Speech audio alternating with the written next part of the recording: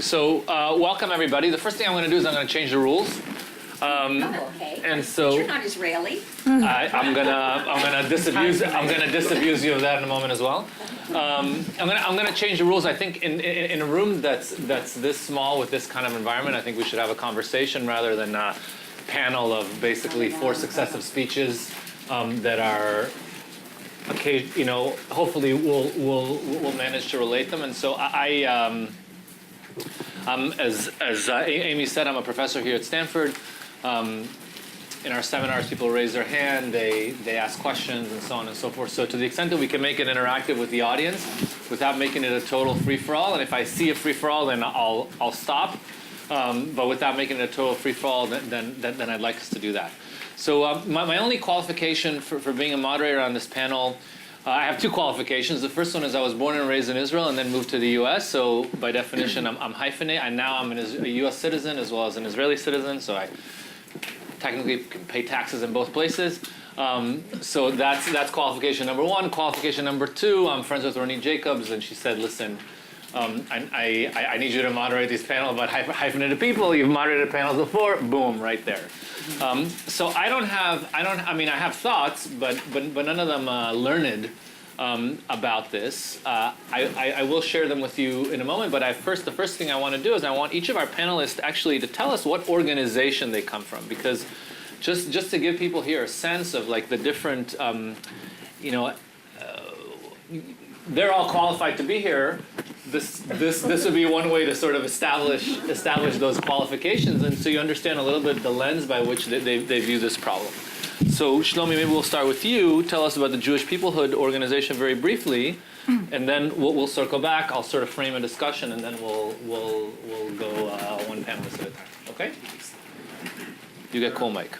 You get the rapper mic. I don't think I can multitask that much. Hold the mic, speak, and chew gum. And it's not on, actually. You're good. I'm good? Yes, sir. Well, he can hear it. Yeah, but Yeah? you cannot. Well, he's recording it. The mics are for recording, I think. Okay, Tzaharaim Tovim. My name is Shlomi Ravid. Actually, I used to be in the Bay Area. I used to run the Israel Center in San Francisco. Feels like 100 years ago, but it was only like a decade ago. And I currently run a Center for Jewish Peoplehood Education, which is an NGO, if you will. It focuses on peoplehood education throughout the world and in Israel. And actually, there's going to be a prize for all those who came to this session. We just recently published our most recent publication is about the Israeli diaspora. So before you leave the room, I'm going to give you this, and you're going to be real experts on the topic. Thank you for joining us this afternoon. Nirit? So, I have a clip mic, and I can actually hear myself. My name is Nirit Harel. I no longer hold a formal title in the Jew business. All of my titles are former CEO of Maccabi World Union in North America, former Chief Marketing Officer of the Jewish Agency for Israel. I'm on a formidable panel of people who are dedicating their lives to make sure that the next generation turns out better than me. But I guess that only leads me to believe that I'm here as a guinea pig, and that my case study maybe is something to contribute here. As I was born in Los Angeles to Israelis, my first language was Hebrew. My parents brought school books from Israel to the teachers in the US to make sure that we kept our Hebrew and that we knew our first identity was Israeli. I was raised to understand that I was born here by accident. We were always on our way back. Everyone was on their way back. Some meant it, some didn't mean it. But I think for me, the conflict of dual identity, and I say conflict, where you belong everywhere and nowhere, is a very real one. I was raised in a community where most people, even though they wouldn't admit they were making yerida, were temporarily there but chose not to speak Hebrew with their kids because they felt it would keep them from being American and speaking English. And now, a generation later, we're grappling with the complexities of those children being raised as Bamba generation, and Bamba just wasn't enough to keep them connected. So I have to commend my great colleagues who are investing so much to make sure that those things that we always felt were weaknesses, now we can leverage them to become bridges and to do much, much better. So I think we're recognizing in the Jewish world that not everyone is going to make Aliyah. I come from Maccabi World Union. We used to sign people on contracts when they came to swim at the Maccabiah that said, you know, I promise to make Aliyah. My home in Israel, my bait is Beit Tfutzot. That's where Impact is based there. Beit Tfutzot is no longer the Museum of the Diaspora. That's in a recognition that we're now the Museum of the Jewish people, that there is going to be a diaspora. We're not we're not chronicling something that's ending. The Jewish Agency, my former organization, working with the diaspora ministry, started a joint World Jewry initiative in recognition that it wasn't just the diaspora that needed to invest in Israel, but Israel that needed to invest in strong communities in the diaspora, and that these relationships will matter for our future. So I guess that's what we're all about here. Excuse me for the long introduction. That's fine. It's very interesting. I think I also have one of these, and if not, I'm loud enough. I think at least that's what my husband thinks and my kids. So my name is Ravit Baer, and I'm the Deputy Consul General in San Francisco. I know some of the faces, so you probably maybe know me From or passports that she's issued for you. Sorry about that. I represent, I guess, the government of Israel. The consulate is a branch of the Ministry of Foreign Affairs, which is the part of the Israeli government. And later on, I guess, when we'll have more discussion, we'll talk about how the Israeli government's view of the relations between Israel and diaspora, Israel that are leaving Israel, moving to other countries, have changed, and where do we think that we need to create a connection and to maintain it, and how do they benefit Israel, how can we benefit them, and how do we maintain, and you mentioned that, how do we maintain the connection between Israelis that no longer reside in Israel to Israel. And as you mentioned, it's true, there are a lot of surveys that show that second and third generation Israelis lose the connection entirely, even more than American Jews. So we'll talk about it a little more later. Yeah, the role of the children is definitely something I want us to get to eventually. Mm-hmm. Yeah. Shalom, everyone. My name is Noga Brenner Samia. So I'm hyphenated in more ways than one. My name as well as my identity. Born in Israel to American parents, so back and forth my whole life, bilingual, bicultural. So when I saw that I was assigned to this panel, I felt, my first reaction was, of course, felt very much at home. I'm exactly what they're talking about. I'm hyphenated in every way possible. But then, of course, and you alluded to it, people like us, and probably some of you in the room, I would imagine, I'm looking at some that I know, also feel this way, that on the one hand, I answer to all these categories of hyphenation. On the other hand, we don't answer to any of them. So we're at home in both worlds, and of course what comes with that is never being quite at home anywhere.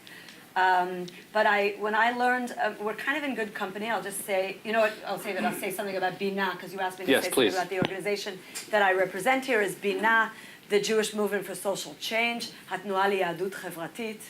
And we run a network of secular yeshivas in Israel that's trying to do Judaism differently in Israel, and a way that we can connect outside of this dichotomy of the religious and the non-religious in Israel, and outside of the denominations and the whole religious stream discussion, but actually connect through Torah learning and through social activism and through community building. And it's something that resonates with many Israelis, as you can imagine, and also, I would imagine, is compelling to some degree to many Jews and Israelis and American Jews that are living here as well. So that's kind of the role. Great. So welcome everybody. Let's think about what this conference is trying to do, right? So the idea in this conference is to say, now we there's a state, it's established. It's just like Ben-Gurion wanted, or a country like any other country, but kind of what's next. Because something, as David Brooks mentioned, in our souls draws us to, makes us think that this is that there's something to this country and to this people that's bigger than just that. And so, if you think about Israelis in the diaspora for a long time. Like when I left Israel as a kid. You were considered a yoled. You were considered somebody who went down. Nowadays, people don't use the word yoled anymore. They talk about relocation, right? And kind of everybody wants to. I'm doing a relocation. Oh, great! Now all of a sudden you've gone from being sort of at the bottom of the barrel, the lowest form of life, to all of a sudden being this kind of aspirational brand of human being. And it's sort of happened, and it's happened in the years that I've been in the U.S. and it's happened as Israel as an economy has grown, has sort of become more open to the outside world and sort of more globalized. And so now, whereas in the past, I think as an Israeli here, there was always this talk of we're going to go back. I had a friend, a colleague of mine at Columbia when I taught at Columbia. We did. Yeah, but many didn't. In my first 8 years of my career taught at Columbia, I had a colleague that used to say, the day I decide to stay in the U.S. is the day I'm going back. Right? And so everybody lived with this, and I'm sure a few people here in the room kind of had that conversations with themselves. They had that conversation with themselves. That is a conversation that by and large, at least informally, you don't hear so much anymore.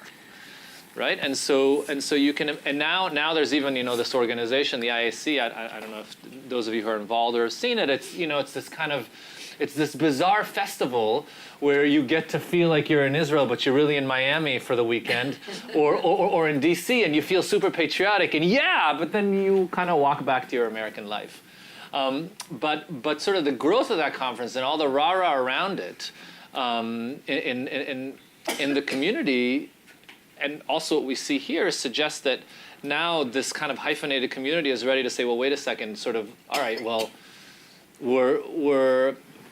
we have meaning. We have an identity that's actually relevant to the broader Jewish community and to sort of Zionism in general. And kind of what is our brand of sort of being proud Israelis but not living there? Where does that fit?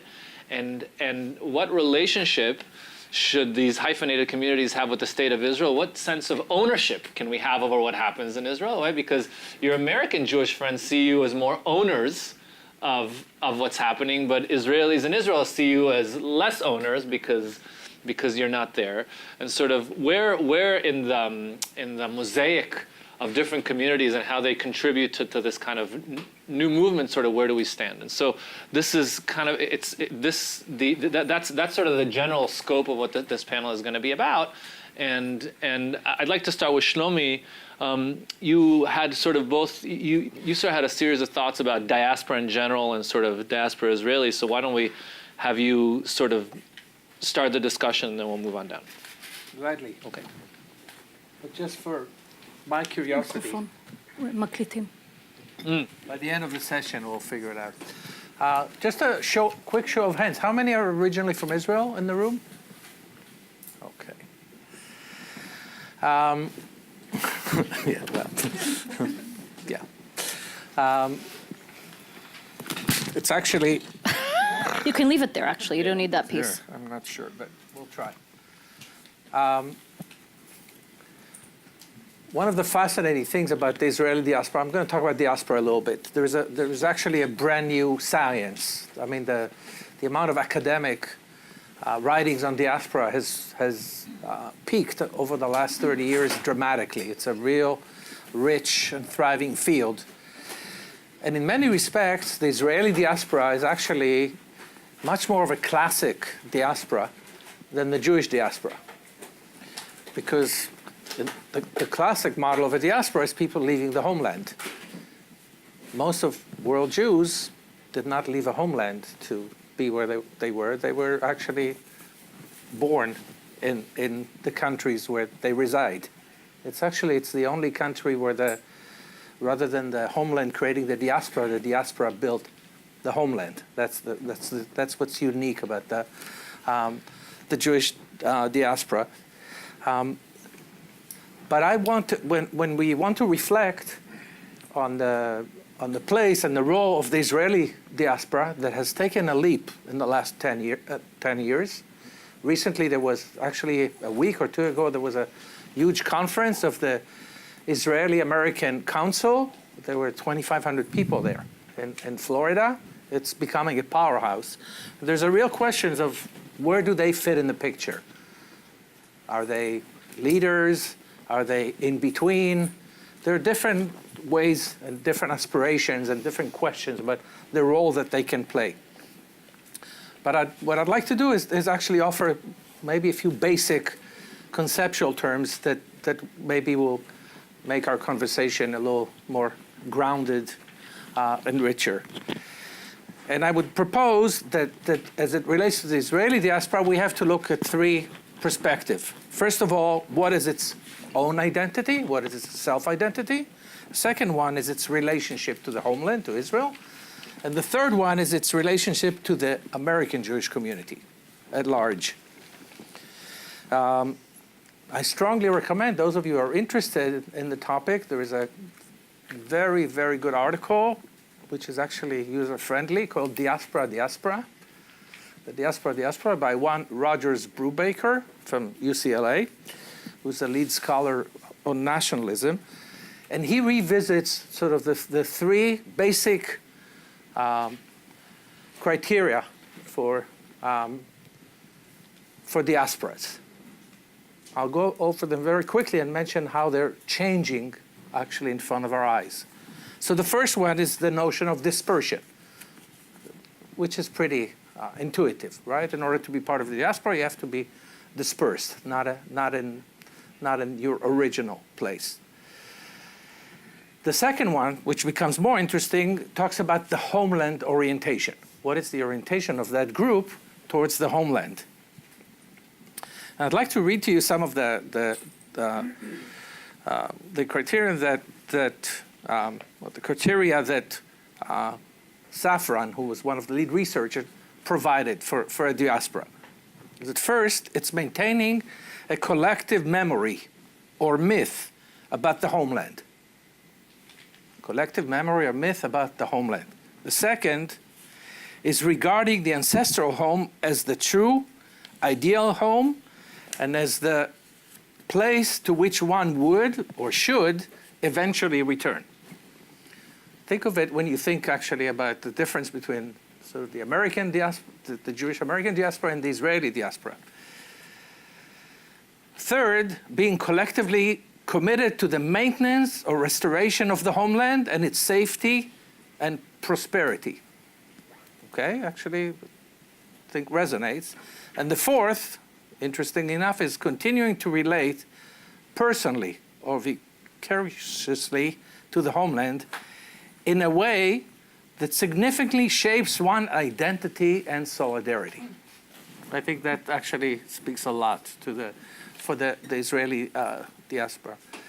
However, recent discussions in the field of diaspora are challenging the centrality of the homeland orientation. Basically, they're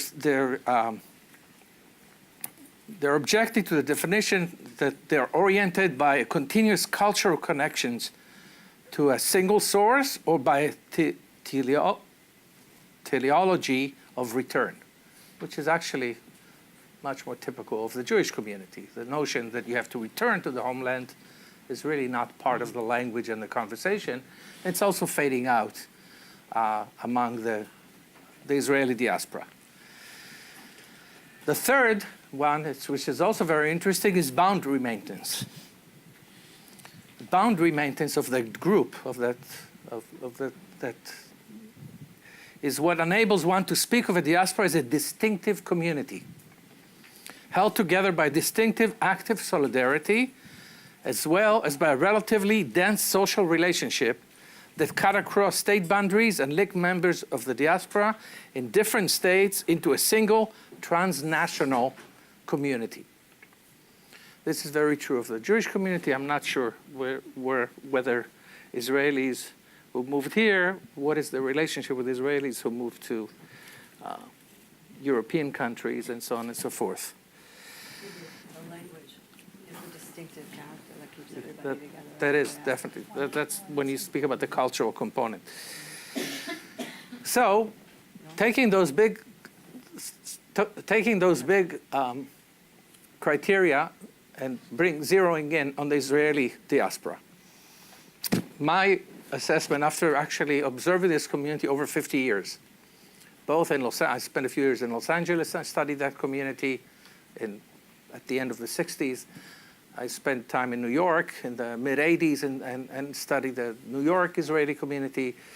And here in the Bay Area, I worked very closely with the group that then created the ICC, the Israeli community. IAC? No, here they're called ICC. Yeah, Israeli Cultural Center. one. Yeah. I would say that the Israeli community has made giant steps, but before becoming a true force in developing Jewish peoplehood, and Zionism needs to address some of its own challenges. It needs to figure out what is its own ethos, as distinctly from Israelis who reside in Israel or the Jews who reside here. Is it part of the Jewish diaspora or a unique standalone entity that relates directly to Israel with programmatic ties or practical ties to the Jewish community? It hasn't figured it out yet. Where does it stand when there are tensions between Israel and the Jewish world? What is the long-term vision? And what is the desirable and realistic communal vision? All researchers agree that the real study is not after one generation, but really when you see what happens to the second and third generation. And once we figure out those basic things, we can begin discussing its potential role vis-a-vis Israel and the Jewish community, whether they can be communicators, whether they can be leaders, and so on and so forth. But they have to figure out their identity, and it's not, in my opinion, my assessment, it's not a process that has been completed yet. Right. So apropos to identity, I want to actually move to you, Noga, because one of the interesting things that is part of as this kind of Z3 thing happens, one of the interesting things that happens to Israelis when they move abroad is that they find some form of religion in some way. And one of the interesting things I think that's happening in secular communities in Israel is they're now that, it used to all be around the land, and now we're sort of past the part that we're around the land, and people kind of are looking for spirituality in some other way. And in some ways, your organization is at the nexus of that, or trying to foment that. So maybe we'll go to you next and with your remarks. Yeah, absolutely. I mean, I'll start by saying, I know we kind of think that we invented this whole hyphenated, and maybe we did invent that term. I mean, it was kind of, I've now, I think the organizer of this conference very well articulated the seam line communities or hyphenated, but the concept has been around for many, many, many years.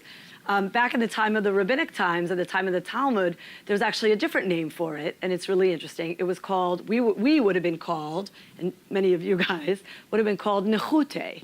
That was the word that was used for those that went back and forth between Israel and Bavel and Babylonia, mainly taking Torah from the yeshiva in Tveria and bringing it to Bavel and Aloch Hazor. And some of them were merchants and they were doing business, apropos a lot of you. There was no United direct flight, but I'm sure that they were all good, well-travelers. Some of them were scholars that were bringing Torah back and forth, and some of them were fundraisers, trying, even back then, to still raise money for the yeshiva in Israel. And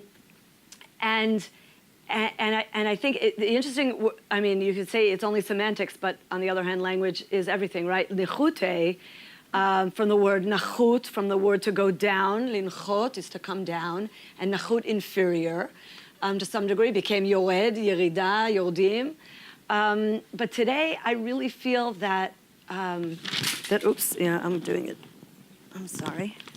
You started a trend. Yeah, I started. I didn't want you to feel bad, Shlomi. Thank you. So I think it is a lot about definitions and what language we use. At Binah, and I'll circle back to what Binah is trying to do. So Binah is really trying to do something that Bialik, Chaim Nachman Bialik, right, our national poet, he put this forward back at the end of the previous century, at the end of the 19th century, saying we need to do something lig'ol et terminim. We need to redeem terminology.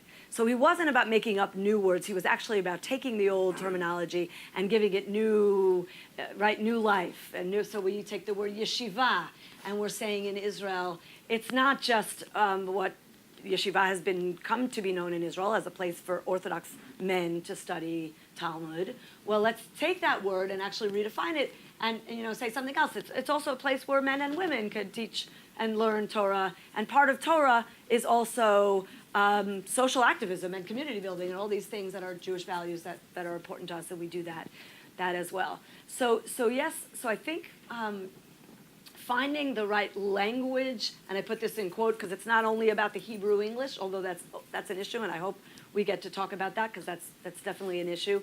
But it's really about trying to find those places of connection.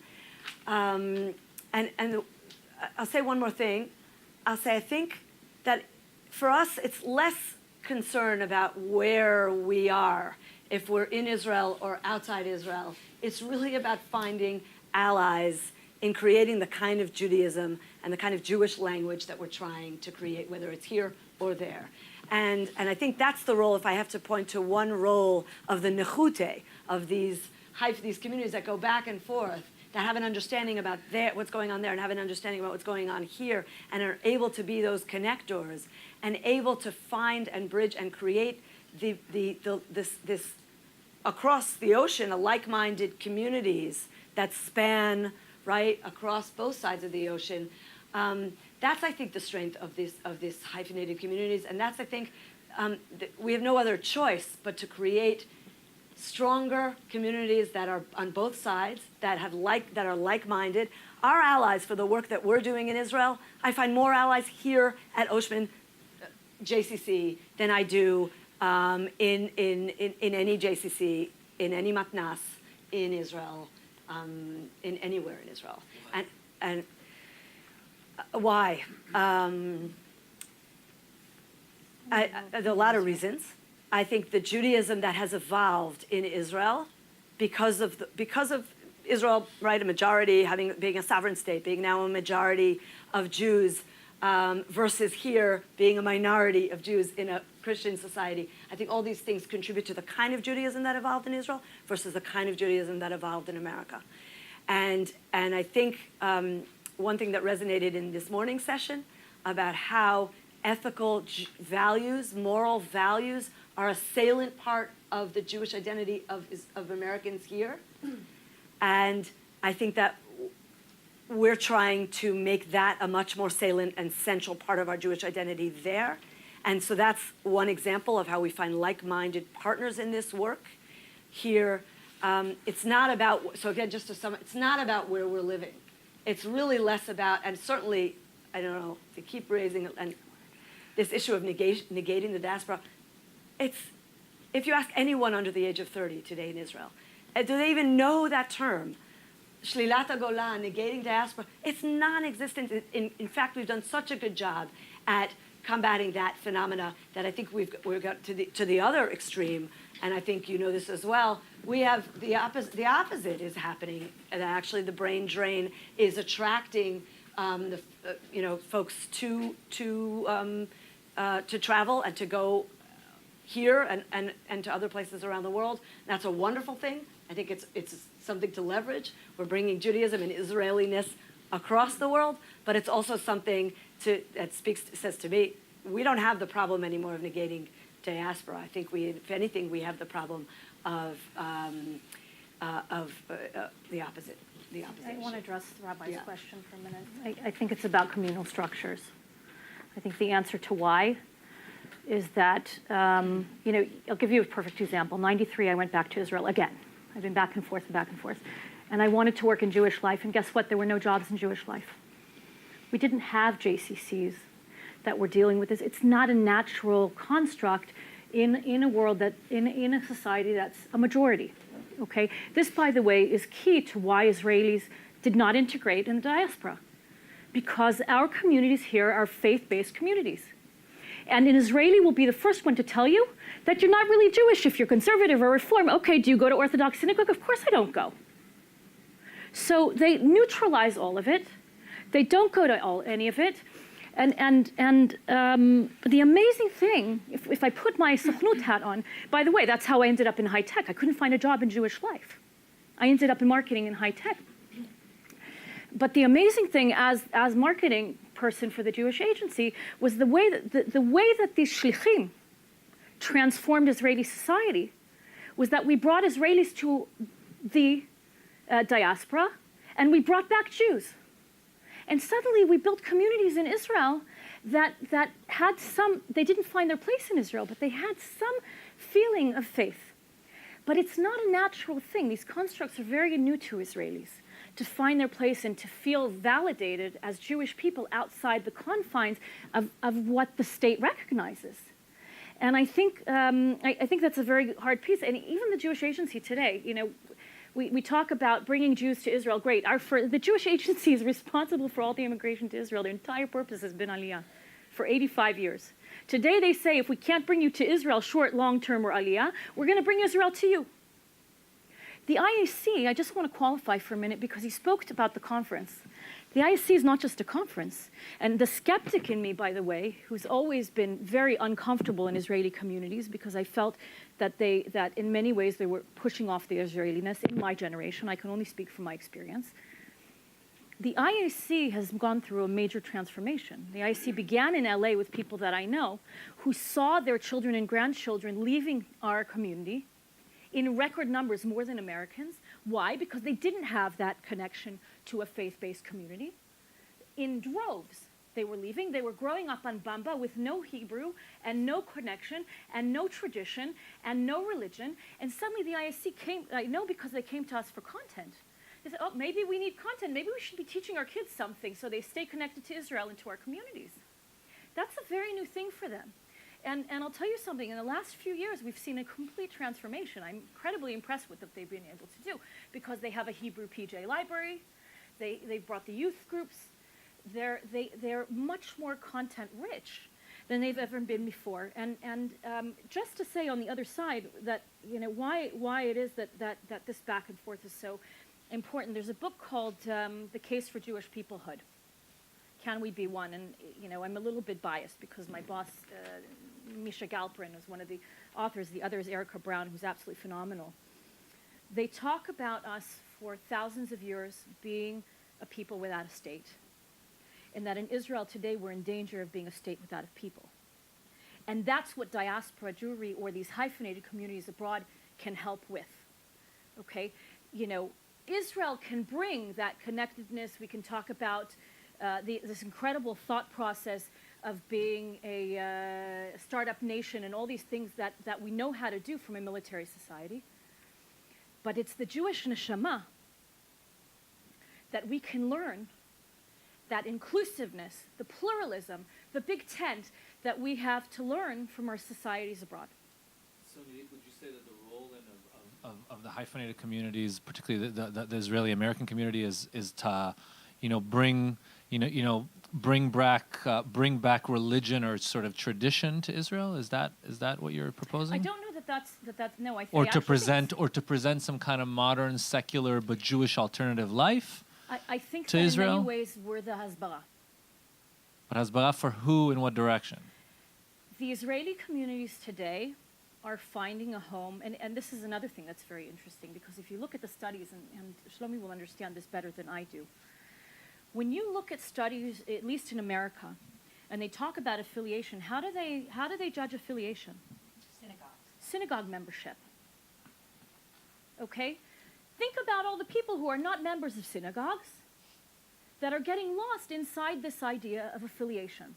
Okay? And it's actually now there's an understanding and I can give you another great example. Ted Sokolsky, who is the CEO of the Federation in Toronto, had a special program within the federated movement. And today you have places like Lincoln Square Synagogue in New York that are the Free, Stephen Wise Free in Lincoln Square, that are making programming specifically for Israelis that are touching more upon the cultural traditions than the religious side, that are now bringing these people in. And it is the Israelis that are now saying, guess what?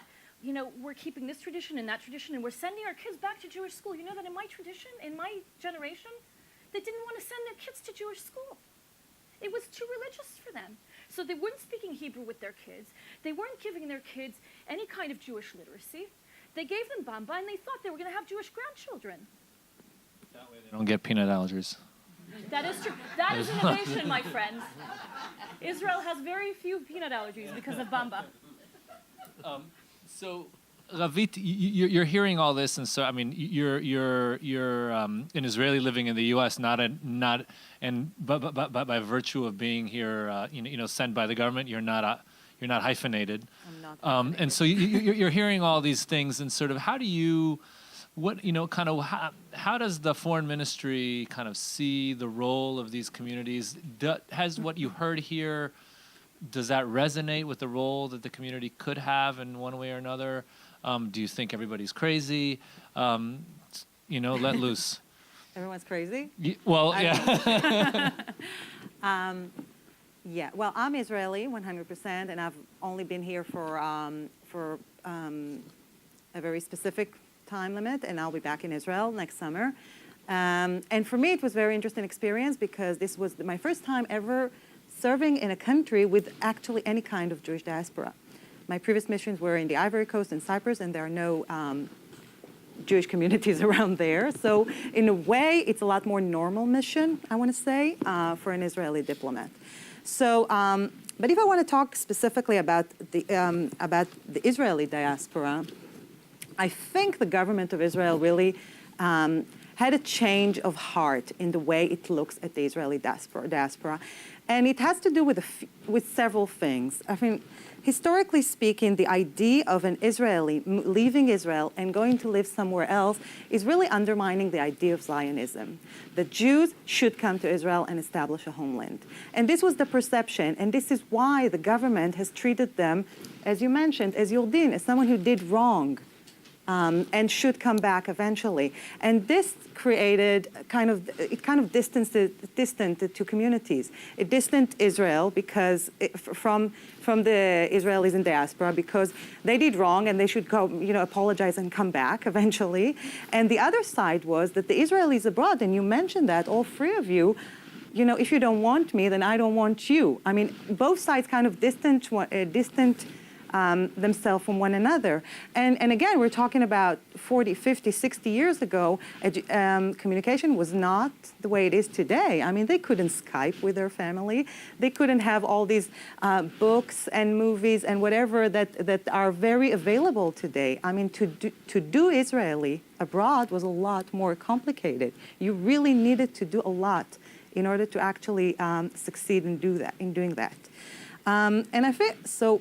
Things have changed because also Israel became a lot wealthier and in a way a lot more normal.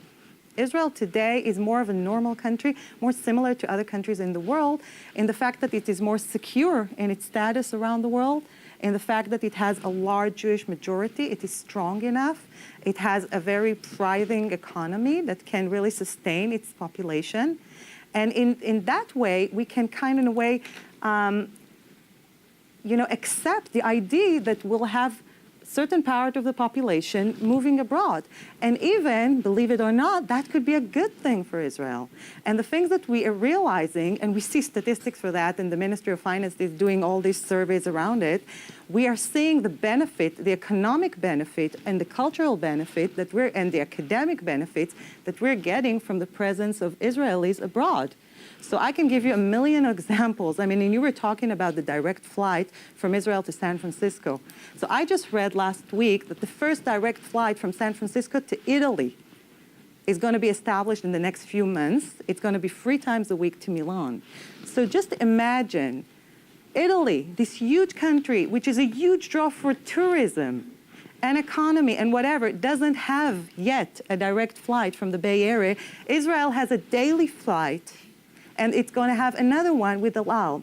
And why is that so important? This is a huge benefit to the Israeli economy. I'm not even talking here about the relations that are amazing and the fact that people are going back and forth, but the economy is gaining from that both here and there. And this is a very important link. The minute that both sides understand that we are benefiting, not just as people, but also economically, that's a huge impact and encouragement to maintain those relations.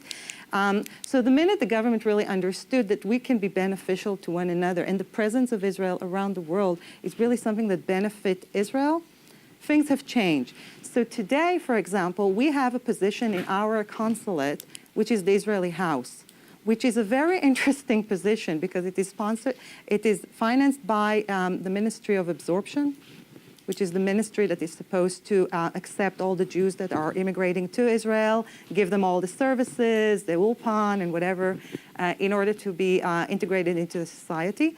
So they sponsored this position in many consulates around the world.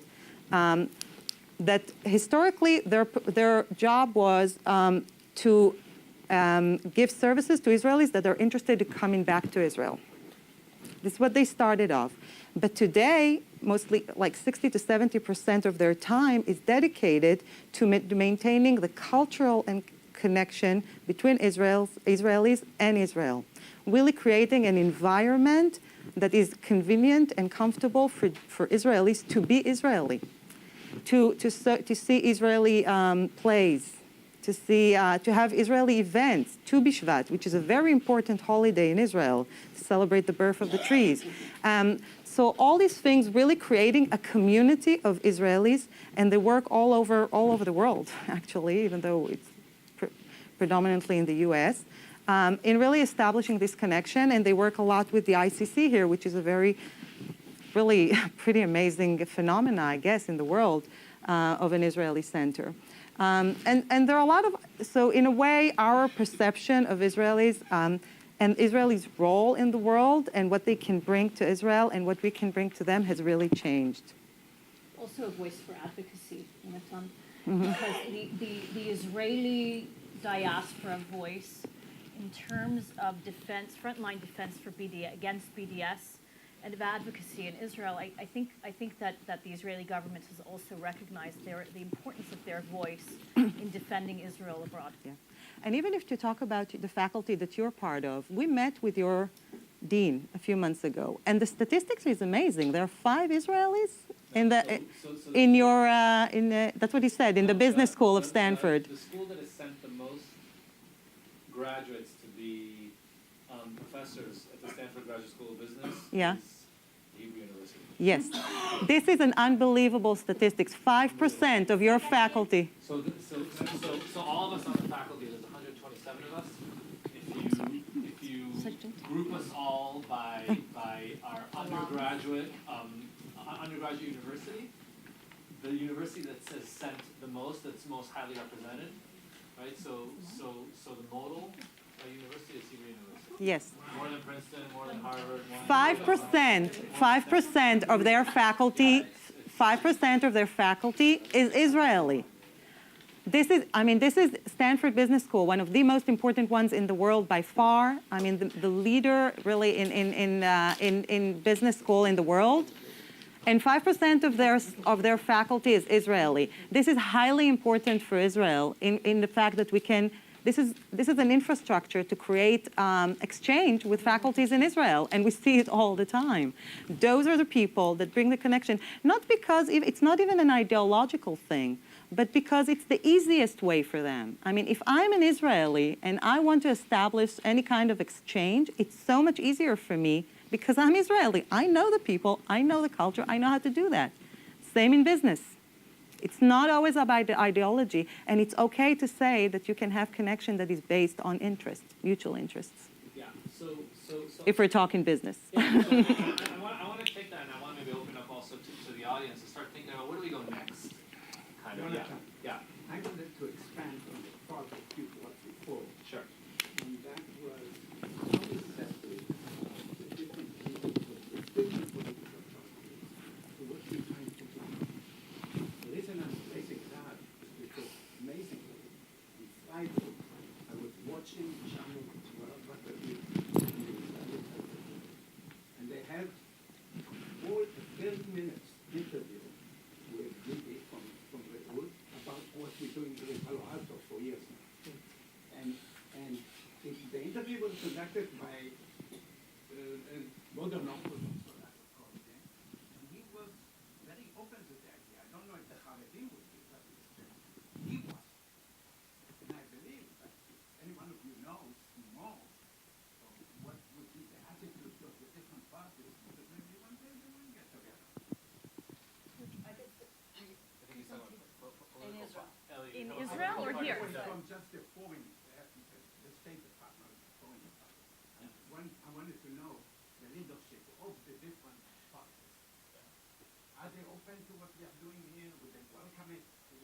we put something on. What'd you say, what we're doing here as in this conference of across Israeli-American initiative of Zionism? Will be involved Yeah. in establishing I think, Jewish yeah. Jerusalem. Because you would I think think- that you know it should be Tzadik Shalosh, you know it should be in Israel. Tzaddik You Shalom. know, like the third instead of saying Zayin Shalosh.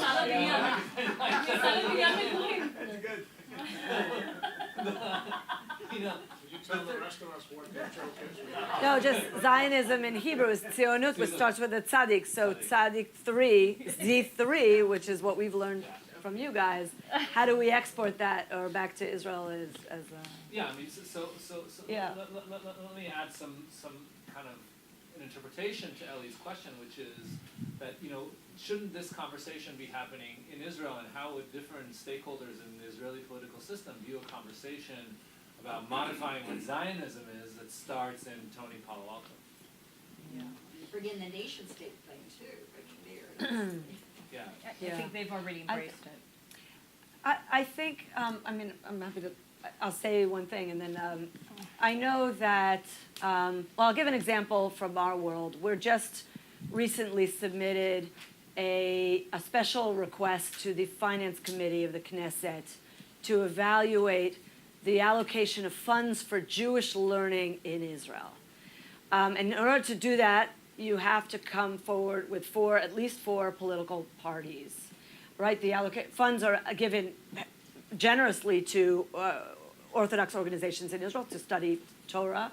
If you're an Orthodox Jew, it's very easy to find funding to study Torah. For a secular Jew, it's very hard to find funding to study Torah. There's no funding of any kind of learning that's outside of the Orthodox world that's funded by the state. And so it was not that difficult to find four parties to go in on this. So your question, so Meretz, Zionist Camp, Kulanu and Yesh Atid are all signed on this. Now, that's one way of answering. Is that a majority in the Knesset? To the point that was made early in the morning, do Israelis make these issues their top agenda when they go to vote every, I want to say 4 years, it's not 4 years, it's usually less than that. Every some period of time, less than 4 years. So usually not, but I will say what I disagree. I will say here what I disagree with what was said earlier. Yes, Israelis are concerned about economy and security, and you're right; those are the salient issues spoken about. But Israelis go to the Kalfi; they go to vote based on identity. That's the bottom line. That's what drives their vote. Its identity. And so I think this idea of a Zionism that's broader than just Israel for Israelis, that includes the Jewish people, that's an identity issue that I think that many Israelis actually are embracing and do embrace. Will that drive them to vote a certain way in the Kalfi? You know, it's harder to. Not to vote, but I think the question was about political Kalfi, parties. Kalfi is the, how do you say that, Hebrew is like the voting booth. the voting. I think the question was about political parties.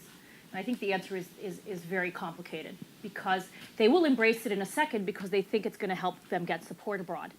And I'll give you another example from my experience at the Jewish Agency, was Naftali Bennett, okay, in the diaspora ministry. He jumped on the bandwagon. We need to support the Jews in the diaspora. We're going to put money in the diaspora. It's our job to strengthen those communities. And then came the wall. And together with Natan Sharansky, they had an egalitarian section at the wall, and he called it the Bennett Plan. Suddenly it was his, until it wrecked. It was about to wreck the coalition. Suddenly there's no more Bennett Plan. So yes, they want to embrace it as long as it's going to keep them popular abroad, and I think that by and large, all the parties embrace the idea that we need to strengthen the diaspora in order to strengthen Israel. They also collect money abroad. Let's not be disillusioned by the fact that they all have American friends out, and I actually think most of them want to, but then they get into the political complexities, because the issues that come up from abroad are issues like pluralism. And these are the issues that tear their coalitions apart. And so they start to do this dance where they're with us and then they're not with us. It's like this tango. And so I think strategically and ideologically they're with us, but in terms of their actions, it's only as good as the most recent coalition. So all we can hope here is that one day there will be a coalition that will not include the religious party. Or we can hope that we have a new generation of leaders that's willing to look at ideology and not at coalition building as much. Or that we change our system of election so that it looks like direct votes and we don't need the coalitions. But you know, Mashiach might come sooner and maybe he'll bring a new kalpi. Shlomi, you had a comment on this debate. It's actually it's developing in an interesting fashion, because actually the champions of working with the Israeli community is the diaspora ministry now in Israel. And this whole peoplehood conversation, I was at a very large gathering of the Ministry of Education that's also Bennett's territory. There is an openness, there is a recognition de facto.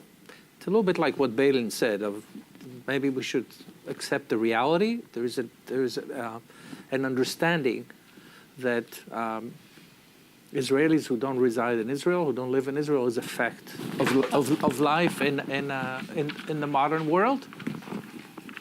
However, and this is why it all connects, there was really no re-articulation of, okay, so what does Zionism really mean? Because I think that is really the question. So and I think this is what this conference is trying to do. Are we going to embrace a broader perspective that talks about peoplehood as sort of as our core belief? Do we see our primary client as the Jewish people? When I was working in the Bay Area, I used to come to the Federation. I said we should work with the Israeli community because they're Jews too.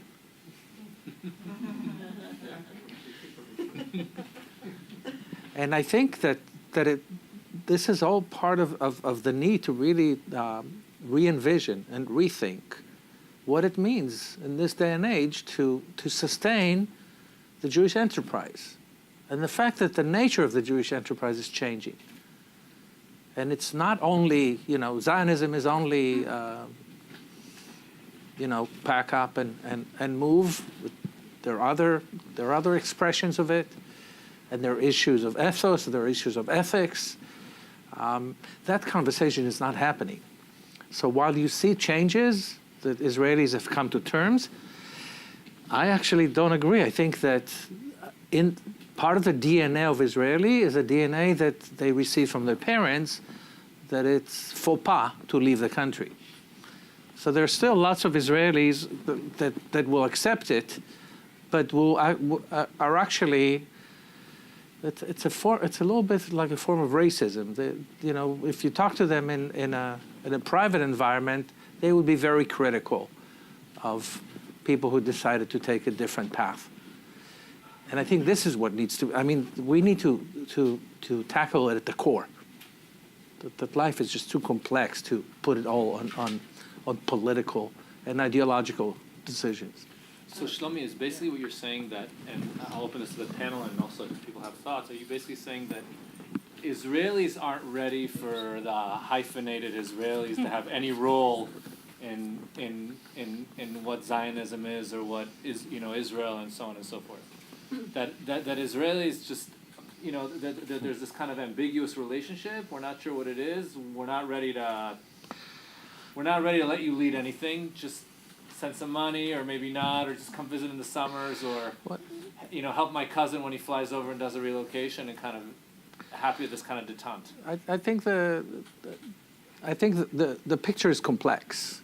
And there is what the leadership, when you talk about the ISC, there's the picture of what the leadership thinks, but there's also a whole large community.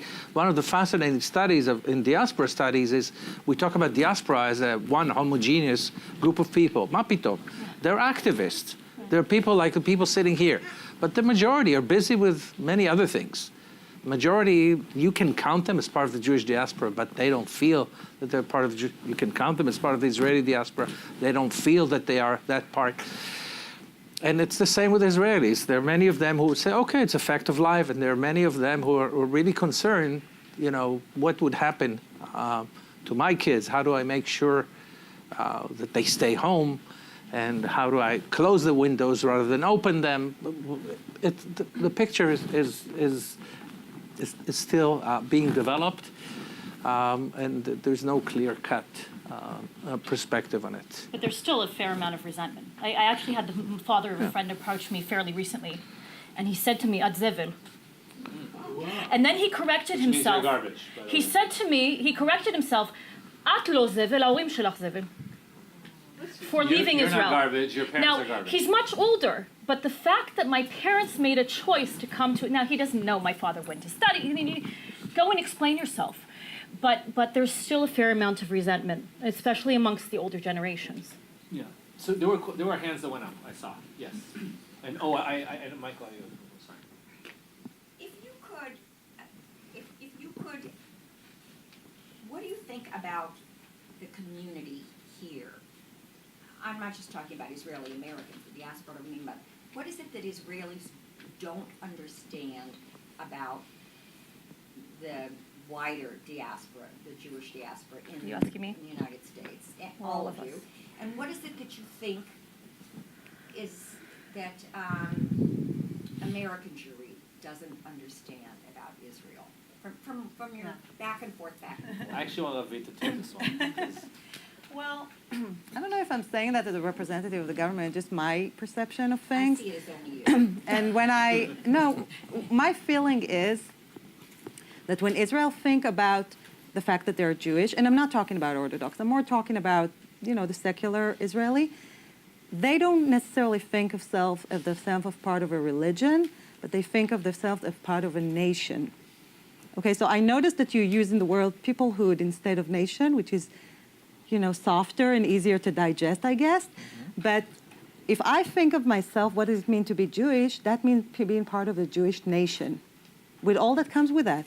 A nation needs a homeland, a nation needs to have a government, independence, whatever.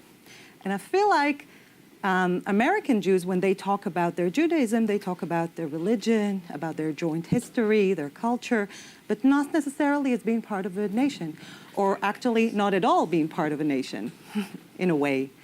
And I don't think Israelis understand that about Americans, and I don't think Americans understand that about Israelis.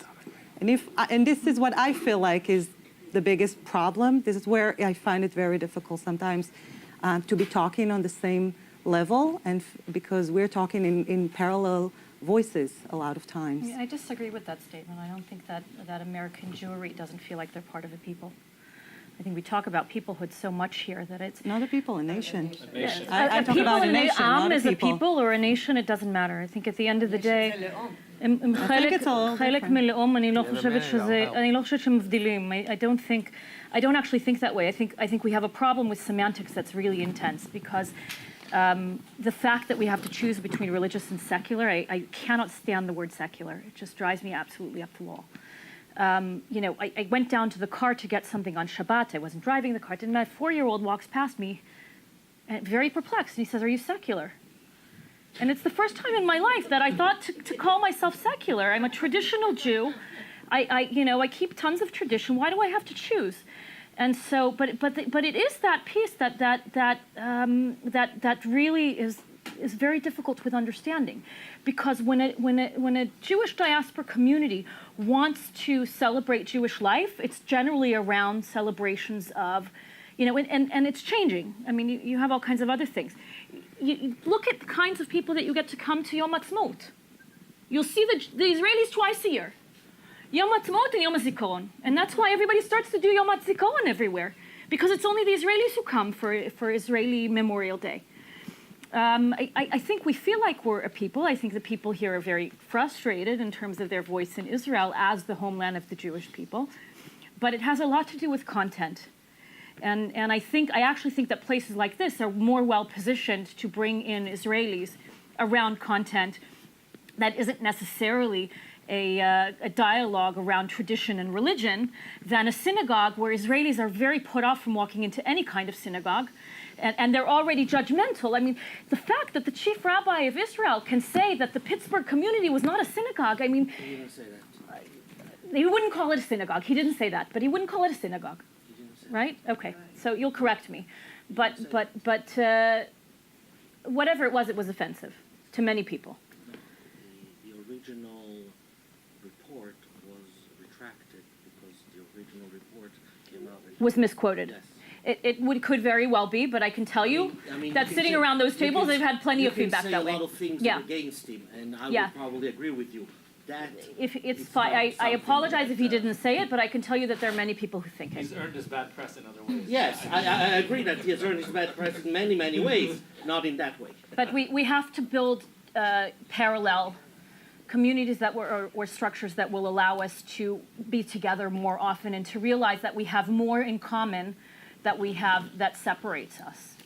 Shlomi, we had a couple minutes left, and you said something like there was the little debate there between Ravit and Nirit. You said I can help. Sorry, Ravit. No, I no, love no, you it's anyway. Good. Debate is good. No, I'd it's rather- perfectly fine. Yeah. I'm just saying from our perspective, I'm not a specialist in the field, and I really respect your views because they really come out of research and a lot of experience. I'm just talking up to 3 years of being Herzl around wasn't here. a specialist in Judaism either. He was a journalist, you know? Okay, so Yeah. yeah. So for those who are interested, actually Mordechai Kaplan coined the term, and I strongly recommend reading Judaism as a Civilization, and those who are even more interested can read, there's a recent book written by Noam Pianko called Jewish Peoplehood and American Innovation. It's not a coincidence that they coined the concept of peoplehood. It was to get away from nationalism because Americans are American nationals. And there's a conflict if you present, if we talk in terms of nationalism. And he felt that peoplehood could basically put them together. I did a workshop here with the part of the team of the Israelis, and I brought representative. And I was really struck by one woman from one of the organization who said, I've been here for 5 years, and I haven't gone to one of their synagogues. Their synagogues. So I don't need much more to get upset. And I said, I don't understand this, because at the end, we share Jewish civilization. We're all members of it, and we all share in it. You should have at least the curiosity to have a taste of it. And it's also totally kosher for you to offer your own brand of it, or your own fusion of Israeliness and the way you practice and so on and so forth. But open up to it. So my main concern with the Israeli community, there's a beginning of a process, but it's still lagging behind, that many of them are still alienated from the local community, partly because of Zionist education that did challenge, the religious aspect and basically decided to change history rather than be led by it. But I think there are actually good signs of change. It's like in Mary Poppins, there's something in the air, and maybe this conference will get some things going. I'm a true believer in the initiative of people, and v'yesh at ratzon, as we say. It's a good hour. Maybe we can make something happen. Please God. So, Are we ending? Yeah, we have to wrap up. I want to thank the panelists. For those of you who are hoping to walk out of here with the charge of exactly what hyphenated communities are going to do, a call of action, what they're going to mean for Zionism. Can I end with You're ignoring Zionist words history. of There were no. Torah? Zionism has been a discussion since it started. It only made one decision, and it was made by Ben-Gurion in 1948. And everything else has just been talking. So we're well within the tradition of what this what this movement has been about, and what it's going to become is a question. I thought it would just be right to end with a little bit of words of Torah. So I'm going to read just from Amar Rabbi Shimon Bar Yochai. So Shimon Bar Yochai wrote, "This is like a person who brought two ships and anchored them together and placed them in the middle of the sea and built upon them a palace. As long as the ships are tied to each other, the palace exists. Once the ships separate from each other, the palace cannot exist." Lovely. יישר כוח. Thank you very much.